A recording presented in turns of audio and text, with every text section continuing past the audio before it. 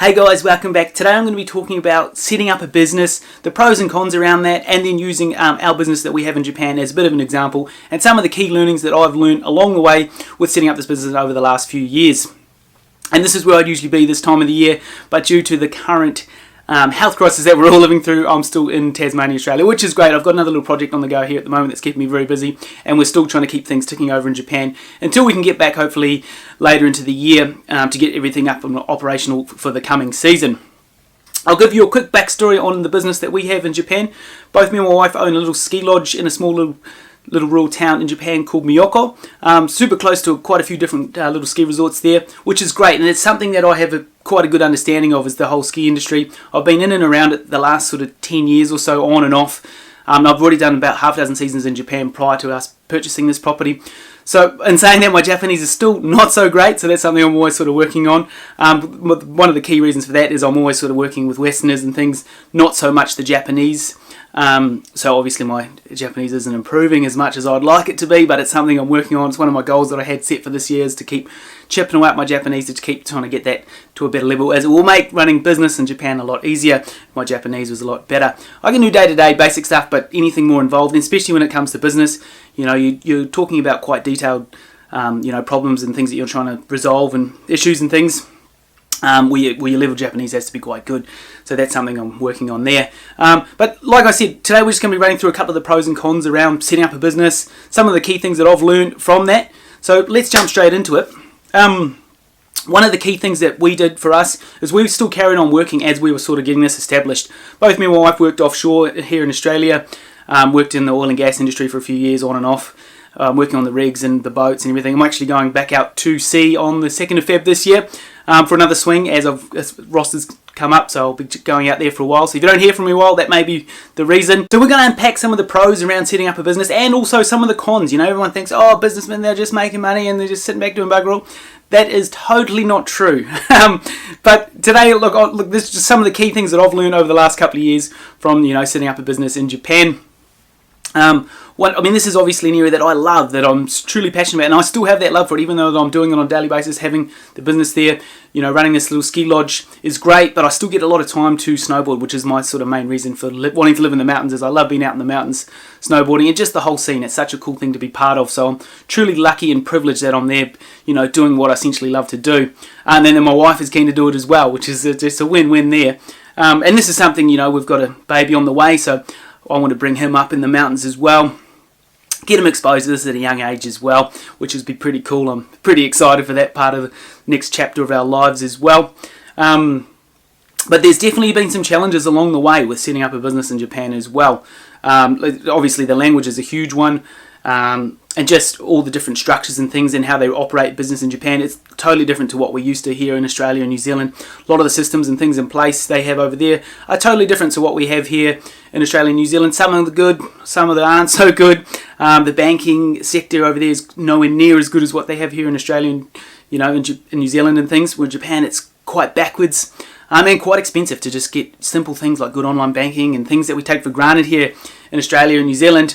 Something that we had to sort of adapt to over there. Even just insurance and simple things that we so easy to do in this part of the world, it's quite difficult to do over there. And then the visas, and then the tax arrangements between Australia and Japan and New Zealand. So just trying to organise that and get good accountants and good lawyers and good people around us to help us to get us through this, figuring out the best system moving forward. That's something that we are still continually working on as well, is getting the right tax structures set up with setting up companies and these sort of things as well to, make it the best tax effective way in order to keep everyone happy. We want to keep the ATO happy, we want to keep Japan happy, and also keep New Zealand happy. So between those three, it's a bit of a juggle there's a lot of taxes going on. So that keeps a lot of...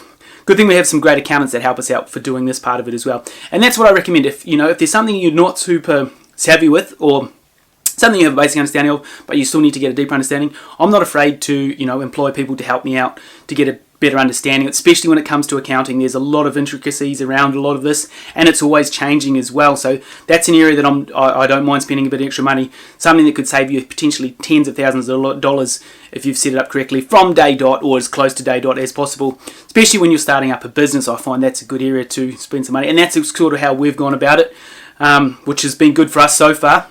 Obviously, we're still only early days. We've done 2 seasons. This would have been our 3rd season. But unfortunately, like I said, due to this whole health crisis, we're still currently here in Australia, and we're looking like hopefully we can get out there back later in the year to get things hopefully operational for next season, because we picked up another property as well. So we want to get both those properties, hopefully up and rented for coming winter next year. So that's the sort of goals for next season. But like I said, this is an area that was both within our circle of competence as well. We didn't just go into this not having any experience in managing hotels or anything. We both sort of managed similar sort of lodges and backpackers and things before over a number of years at different places. So we had a pretty good understanding of what we needed to do, and we just took what we did there and pretty much brought it to our own place, which is cool. Even a lot of guests that we've stayed with other places have come to stay with us now, which is super cool. We've got quite a good relationship with a lot of our guests, and they're more friends than sort of customers, let's say.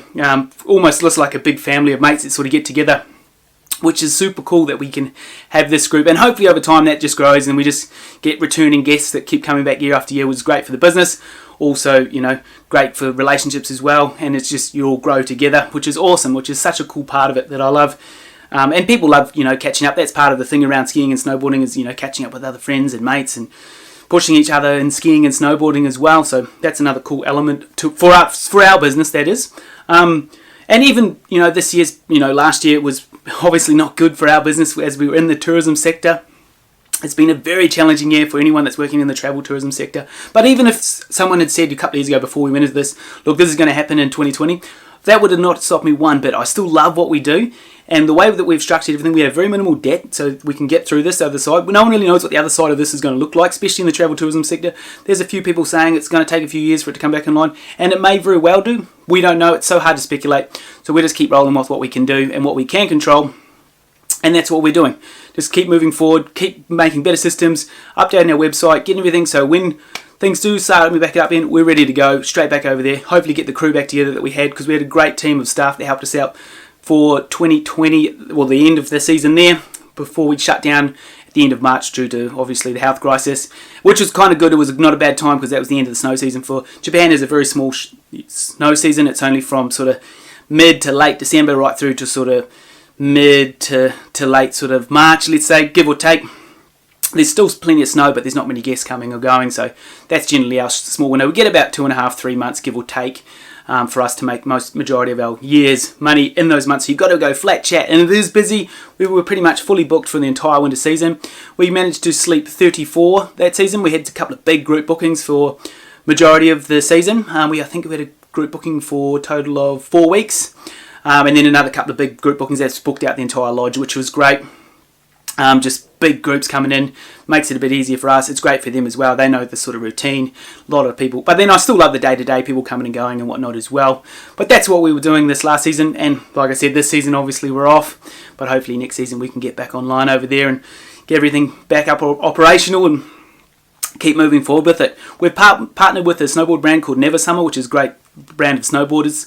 So we're going to have a bit of a little rental fleet there. That's another way we're expanding the business. And then also starting to move into setting up a very small sort of ski school. I'm actually a snowboard instructor. My wife's a snowboard instructor. We have a small group of friends as well that help us out with teaching ski and snowboard lessons. That's another thing we want to offer our guests as well. So these are the avenues that we're sort of looking at with our business to keep growing it, keep moving forward a little bit in that area.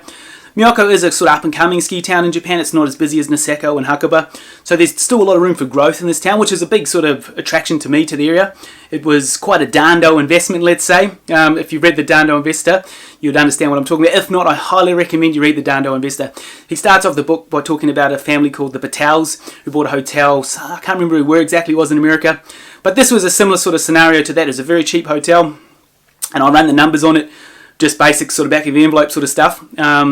And I figured out how much I'd sort of need to make in order to sort of keep the doors open sort of thing. And it wasn't too hard to sort of make those numbers sort of work. So that's what I thought. I'd take the dive. But like I said, both me and my wife, we were working in the oil and gas industry prior to going into this little venture. And we still were doing that as we were setting this up as well. So it's giving us that bankroll to keep things, buying vehicles and setting things up. And there was a lot of costs. Had to spend about 30 grand on, just getting the place how we liked it as well. Needed a bit of work done to the lodge. It was built in 89, and they hadn't done a hell of a lot of, sort of maintenance, and it was a very Japanese setup. We wanted to bring in a bit of Western vibe into it as well, while still keeping that Japanese sort of vibe as well. But yeah, trying to sort of just paint it and just basic sort of renovation sort of stuff, which I did majority of the work myself, which was good.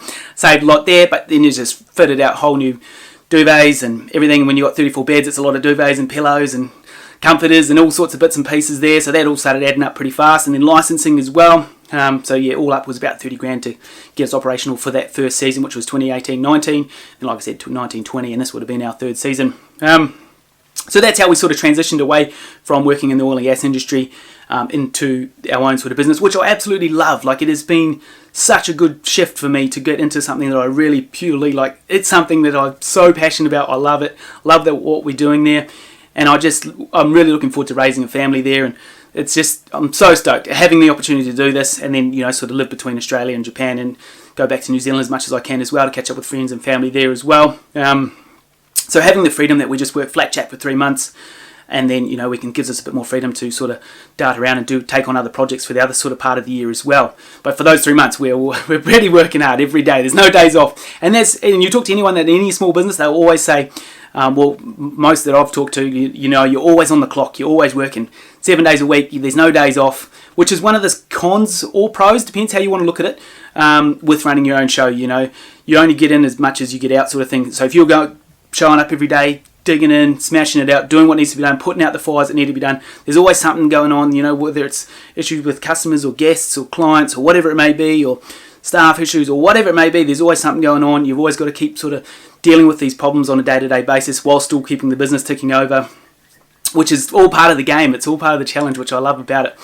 So that's one of the challenges around that, and it's something, you wake up, you're always thinking about it, which is cool. I enjoy that, and ways that you can improve the business as well and keep sort of moving forward with it. So these are some of the challenges with it as well, but it's one of those cons as well. It's sort of, I find now it's very hard to switch off. I'm always constantly thinking about that, and then also the YouTube channel and then the other few investments and things. I'm always sort of constantly thinking about something.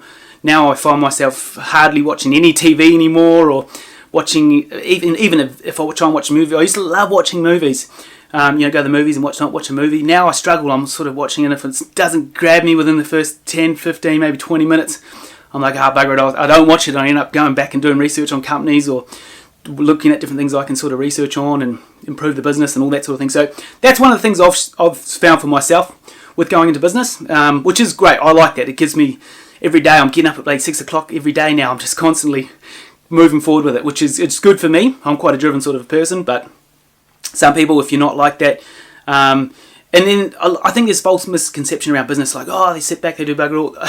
Small business, that is absolutely not what it's like. I mean, for me personally, especially for the first bit, we were flat chat, we were making beds, with maintenance, with bookings, everything is.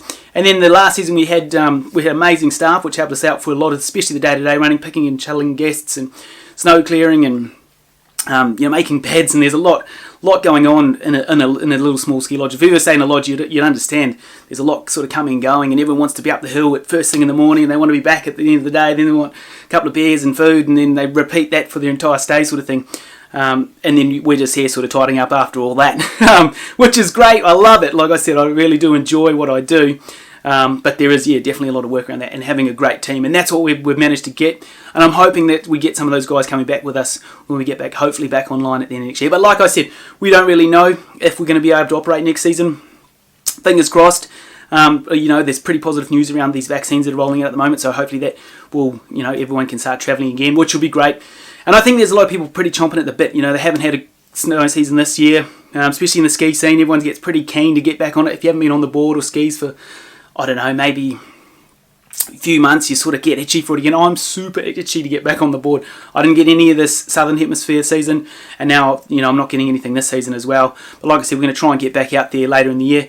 I'll probably do a video or two once I get back out to Japan, just to give you guys a bit of a tour of the lodge and that.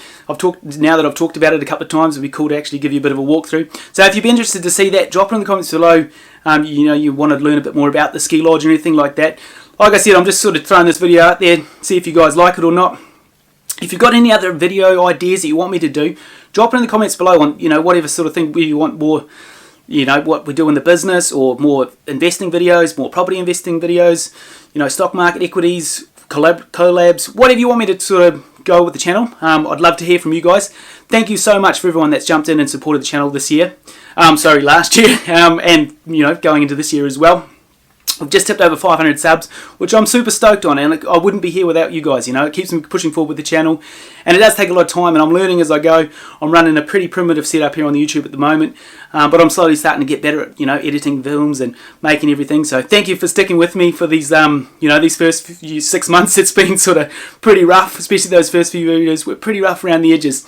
But moving forward this year, I want to keep moving forward with the channel, you know, try and pump out a video at least once or twice a week, keep pushing forward with it, as I love doing the videos as well, and it keeps me pushing forward with my investing as well outside of the business in Japan, researching more companies, and there's plenty of good YouTubers out there as well that I'm learning a lot from, and just listening to audiobooks. If you've watched a couple of other videos, you know I'm a big fan of Audible and just reading and whatnot as well. So it's great, it keeps pushing me forward, and then I keep putting the videos out for you guys as well. So big shout out to everyone that jumped in and liked and subscribed to the channel recently. Much appreciated, guys. And like I said in every other video, if you enjoyed the video, guys, we much appreciate it if you hit that like button. And if you want to see some more videos like this moving forward, guys, hit that subscribe button and you'll be the first to know when the next video drops.